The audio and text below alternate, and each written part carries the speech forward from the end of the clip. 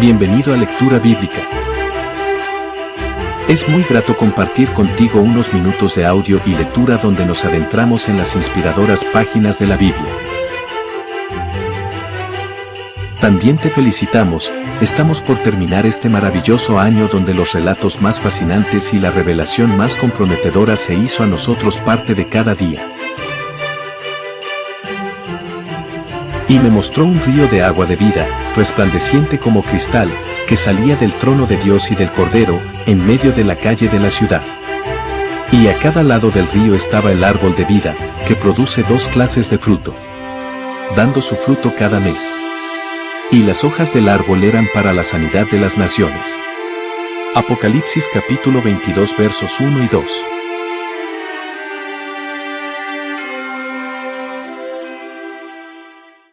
El libro de Daniel, capítulo 3. El rey Nabucodonosor hizo una estatua de oro que medía 27 metros de altura y 2,5 metros de ancho, y la levantó sobre la llanura de Dura, en la provincia de Babilonia. Luego envió mensajes a los altos funcionarios, autoridades, gobernadores, asesores, tesoreros, jueces y magistrados, y a todos los funcionarios provinciales, para que asistieran a la dedicación de la estatua que había levantado.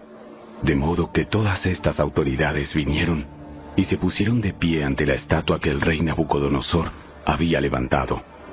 Entonces, un vocero proclamó: «Gente de todas las razas, naciones y lenguas, escuchen el mandato del rey. Cuando oigan tocar la trompeta, la flauta, la cítara, la lira, el arpa, la zampoña y otros instrumentos musicales, inclínense rostro en tierra y rindan culto a la estatua de oro del rey Nabucodonosor. Cualquiera que se rehúse a obedecer será arrojado inmediatamente a un horno ardiente».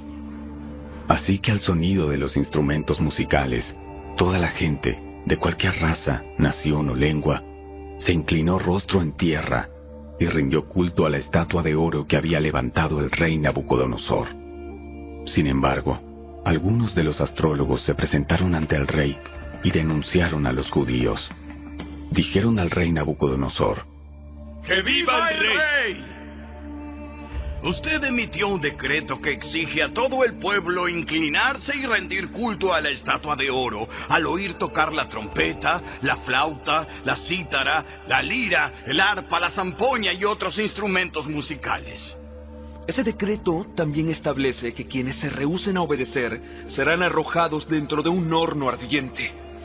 Pues hay algunos judíos, Sadrach, Mesach y Abed-Nego, a los que usted puso a cargo de la provincia de Babilonia, que no le prestan atención, Su Majestad. Se niegan a servir a los dioses de Su Majestad y no rinden culto a la estatua de oro que usted ha levantado. Entonces Nabucodonosor se enfureció y ordenó que trajeran ante él a Sadrach, Mesach y Abed-Nego. Cuando los trajeron, Nabucodonosor les preguntó: ¿Es cierto, Sadrach, Mesach y Abed-Nego, que ustedes se rehúsan a servir a mis dioses y a rendir culto a la estatua de oro que he levantado? Les daré una oportunidad más para inclinarse y rendir culto a la estatua que he hecho, cuando oigan el sonido de los instrumentos musicales. Sin embargo, si se niegan, serán inmediatamente arrojados al horno ardiente. Y entonces, ¿qué Dios podrá rescatarlos de mi poder? Sadrach, Mesach y Abed-Nego contestaron: «Oh Nabucodonosor, no necesitamos defendernos delante de usted. Si nos arrojan al horno ardiente, el Dios a quien servimos es capaz de salvarnos. Él nos rescatará de su poder, Su Majestad». Pero aunque no lo hiciera, deseamos dejar en claro ante usted que jamás serviremos a sus dioses ni rendiremos culto a la estatua de oro que usted ha levantado. Entonces Nabucodonosor se enfureció tanto con Sadrach, Mesach y Abed-Nego que el rostro se le desfiguró a causa de la ira. Mandó calentar el horno 7 veces más de lo habitual. Entonces ordenó que algunos de los hombres más fuertes de su ejército ataran a Sadrach, Mesach y Abed-Nego y los arrojaran al horno ardiente. Así que los ataron y los arrojaron al horno, totalmente vestidos con sus pantalones, turbantes, túnicas y demás ropas. Ya que el rey, en su enojo, había exigido que el horno estuviera bien caliente, las llamas mataron a los soldados mientras arrojaban dentro a los 3 hombres. De esa forma, Sadrach, Mesach y Abed-Nego, firmemente atados, cayeron a las rugientes llamas. De pronto, Nabucodonosor, lleno de asombro, se puso de pie de un salto y exclamó a sus asesores: ¿No eran 3 los hombres que atamos y arrojamos dentro del horno? Sí, Su Majestad. Sí, Su Majestad. Así es. ¡Miren! Yo veo a 4 hombres desatados que caminan en medio del fuego sin sufrir daño. Y el 4.º hombre se parece a un dios. Entonces Nabucodonosor se acercó tanto como pudo a la puerta del horno en llamas y gritó: Sadrach, Mesach y Abed-Nego, siervos del Dios Altísimo, salgan y vengan aquí. Así que Sadrach, Mesach y Abed-Nego salieron del fuego. Entonces los altos funcionarios, autoridades, gobernadores y asesores los rodearon y vieron que el fuego no los había tocado. No se les había chamuscado ni un cabello, ni se les había estropeado la ropa. Ni siquiera olían a humo. Entonces Nabucodonosor dijo: ¡Alabado sea el Dios de Sadrach, Mesach y Abed-Nego! Envió a su ángel para rescatar a sus siervos que confiaron en él. Desafiaron el mandato del rey y estuvieron dispuestos a morir en lugar de servir o rendir culto a otro Dios que no fuera su propio Dios. Por lo tanto, yo decreto: si alguien, cualquiera sea su raza, nación o lengua, habla en contra del Dios de Sadrach, Mesach y Abed-Nego, será despedazado y su casa será reducida a un montón de escombros.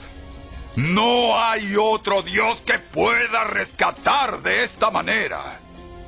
Luego el rey ascendió a Sadrach, Mesach y Abed-Nego a puestos aún más altos en la provincia de Babilonia.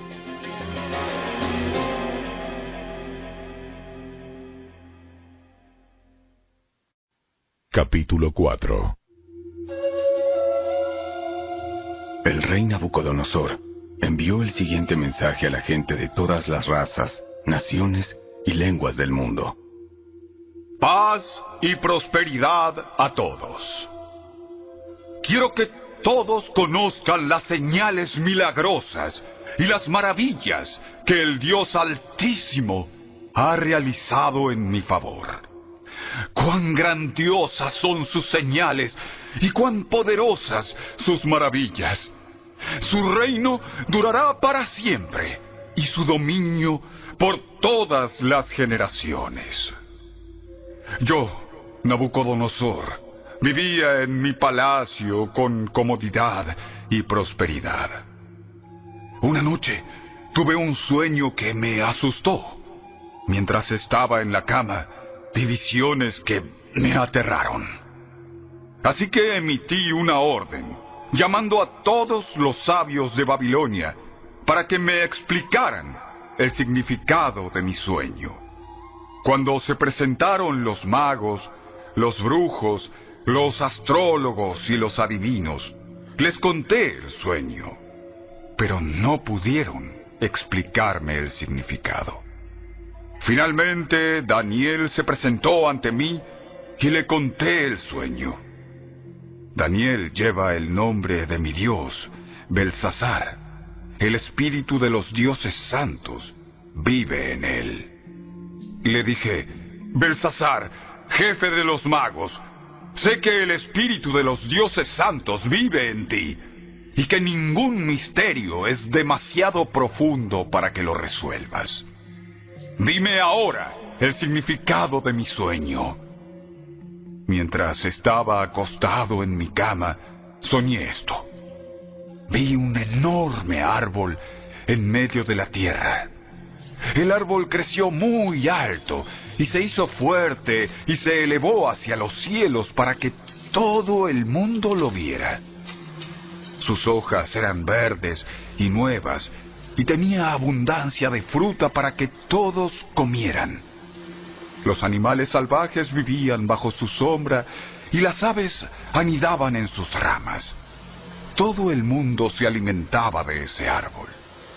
Luego, mientras soñaba, vi a un mensajero, un santo que descendía del cielo.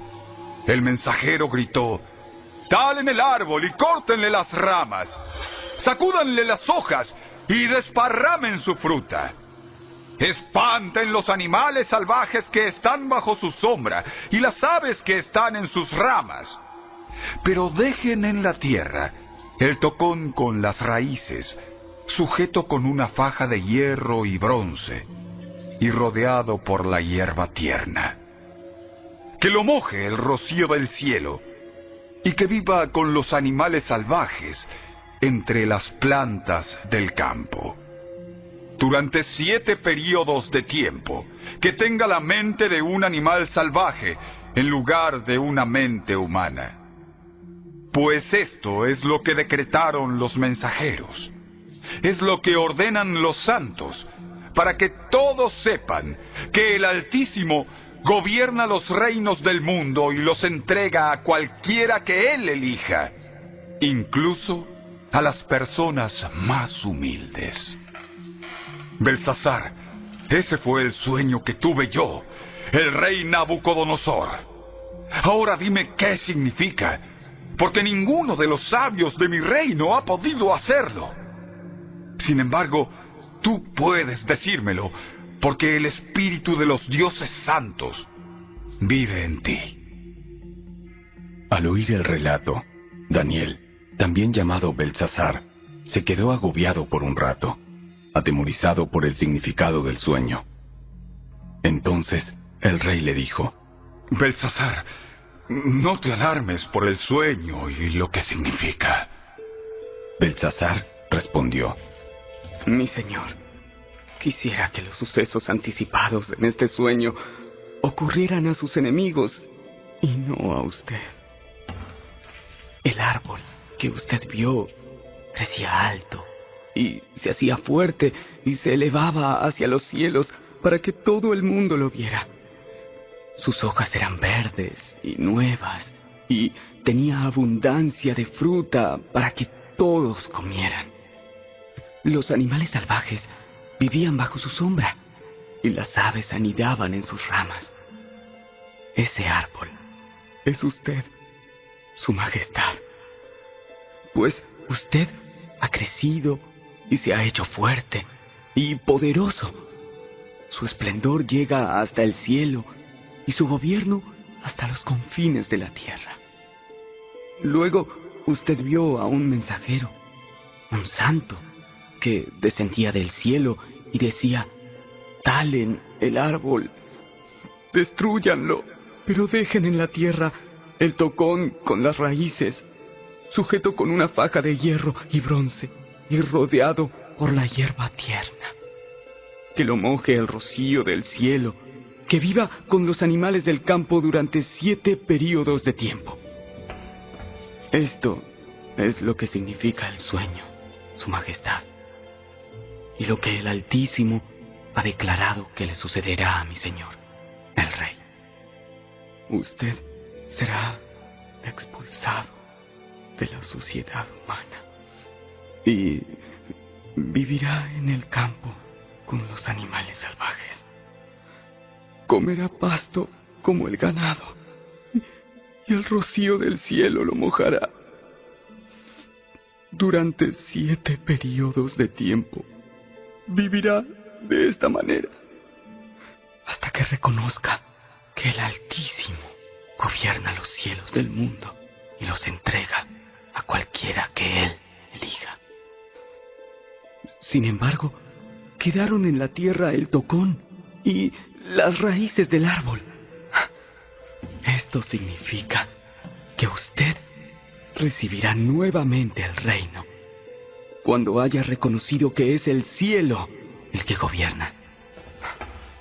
Rey Nabucodonosor, por favor, acepte mi consejo. Deje de pecar y haga lo correcto. Apártese de su perverso pasado y sea compasivo con los pobres. Quizá entonces pueda seguir prosperando. Sin embargo, todas estas cosas le ocurrieron al rey Nabucodonosor. 12 meses más tarde, el rey caminaba sobre la terraza del Palacio Real en Babilonia, y mientras contemplaba la ciudad, dijo: Miren esta grandiosa ciudad de Babilonia. Edifiqué esta hermosa ciudad con mi gran poder para que fuera mi residencia real, a fin de desplegar mi esplendor majestuoso. Mientras estas palabras aún estaban en su boca, se oyó una voz desde el cielo que decía: Rey Nabucodonosor, este mensaje es para ti. Ya no eres gobernante de este reino. Serás expulsado de la sociedad humana. Vivirás en el campo con los animales salvajes y comerás pasto como el ganado. Durante 7 períodos de tiempo vivirás de esta manera, hasta que reconozcas que el Altísimo gobierna los reinos del mundo y los entrega a cualquiera que Él elija. En ese mismo momento se cumplió la sentencia y Nabucodonosor fue expulsado de la sociedad humana. Comió pasto como el ganado y lo mojó el rocío del cielo. Vivió de esa manera hasta que el pelo le creció tan largo como las plumas de las águilas y las uñas como las garras de un ave. Cuando se cumplió el tiempo, yo, Nabucodonosor, levanté los ojos al cielo. Recuperé la razón, alabé y adoré al Altísimo y di honra a aquel que vive para siempre. Su dominio es perpetuo y eterno es su reino. Todos los hombres de la tierra no son nada comparados con él. Él hace lo que quiere entre los ángeles del cielo y entre la gente de la tierra. Nadie puede detenerlo ni decirle: ¿por qué haces estas cosas? Cuando recobré la razón, también recuperé mi honra, mi gloria y mi reino. Mis asesores y nobles me buscaron, y fui restituido como cabeza de mi reino, con mayor honra que antes. Ahora, yo, Nabucodonosor, alabo, glorifico y doy honra al Rey del cielo. Todos sus actos son justos y verdaderos, y es capaz de humillar al soberbio.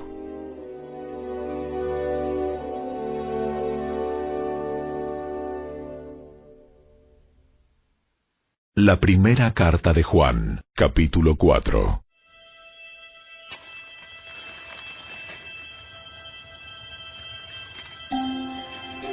Queridos amigos, no les crean a todos los que afirman hablar de parte del Espíritu. Pónganlos a prueba para averiguar si el Espíritu que tienen realmente proviene de Dios, porque hay muchos falsos profetas en el mundo.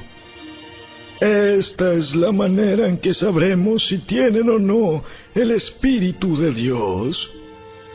Si una persona que afirma ser profeta reconoce que Jesucristo vino en un cuerpo humano, esa persona tiene el Espíritu de Dios. Pero si alguien afirma ser profeta y no reconoce la verdad acerca de Jesús, aquella persona no es de Dios. Tal persona tiene el espíritu del anticristo, del cual ustedes oyeron que viene al mundo, y de hecho ya está aquí. Pero ustedes, mis queridos hijos, pertenecen a Dios. Ya lograron la victoria sobre esas personas, porque el espíritu que vive en ustedes es más poderoso que el espíritu que vive en el mundo. Esas personas pertenecen a este mundo, por eso hablan desde el punto de vista del mundo, y el mundo les presta atención. En cambio, nosotros pertenecemos a Dios, y los que conocen a Dios nos prestan atención. Como ellos no pertenecen a Dios, no nos prestan atención. Así es como sabemos si alguien tiene el espíritu de verdad o el espíritu de engaño. Queridos amigos, sigamos amándonos unos a otros, porque el amor viene de Dios. Todo el que ama es un hijo de Dios y conoce a Dios. Pero el que no ama no conoce a Dios, porque Dios es amor. Dios mostró cuánto nos ama al enviar a su único Hijo al mundo, para que tengamos vida eterna por medio de Él. En esto consiste el amor verdadero, no en que nosotros hayamos amado a Dios, sino en que Él nos amó a nosotros y envió a su Hijo como sacrificio para quitar nuestros pecados. Queridos amigos, ya que Dios nos amó tanto, sin duda nosotros también debemos amarnos unos a otros. Nadie jamás ha visto a Dios, pero si nos amamos unos a otros, Dios vive en nosotros, y su amor llega a la máxima expresión en nosotros. Y Dios nos ha dado su Espíritu como prueba de que vivimos en Él y Él en nosotros. Además, hemos visto con nuestros propios ojos y ahora damos testimonio de que el Padre envió a su Hijo para que fuera el Salvador del mundo. Todos los que declaran que Jesús es el Hijo de Dios, Dios vive en ellos, y ellos viven en Dios. Nosotros sabemos cuánto nos ama Dios, y hemos puesto nuestra confianza en su amor. Dios es amor, y todos los que viven en amor viven en Dios, y Dios vive en ellos. Y al vivir en Dios, nuestro amor crece hasta hacerse perfecto. Por lo tanto, no tendremos temor en el día del juicio, sino que podremos estar ante Dios con confianza, porque vivimos como vivió Jesús en este mundo. En esta clase de amor no hay temor, porque el amor perfecto expulsa todo temor. Si tenemos miedo, es por temor al castigo, y esto muestra que no hemos experimentado plenamente el perfecto amor de Dios. Nos amamos unos a otros porque Él nos amó primero. Si alguien dice, amo a Dios, pero odia a otro creyente, esa persona es mentirosa, pues si no amamos a quienes podemos ver, ¿cómo vamos a amar a Dios, a quien no podemos ver? Y Él nos ha dado el siguiente mandato: los que aman a Dios deben amar también a sus hermanos creyentes.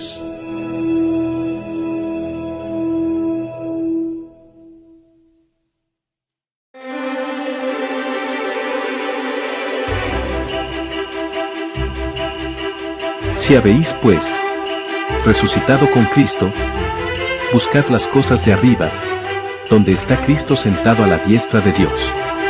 Poned la mira en las cosas de arriba, no en las de la tierra. Porque habéis muerto, y vuestra vida está escondida con Cristo en Dios.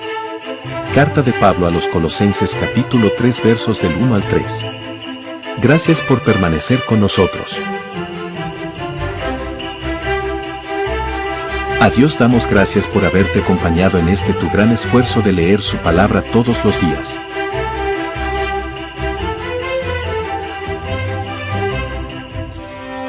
Que la gracia, el amor y la paz de nuestro Padre eterno y su Hijo amado Jesucristo sea con todos. Amén.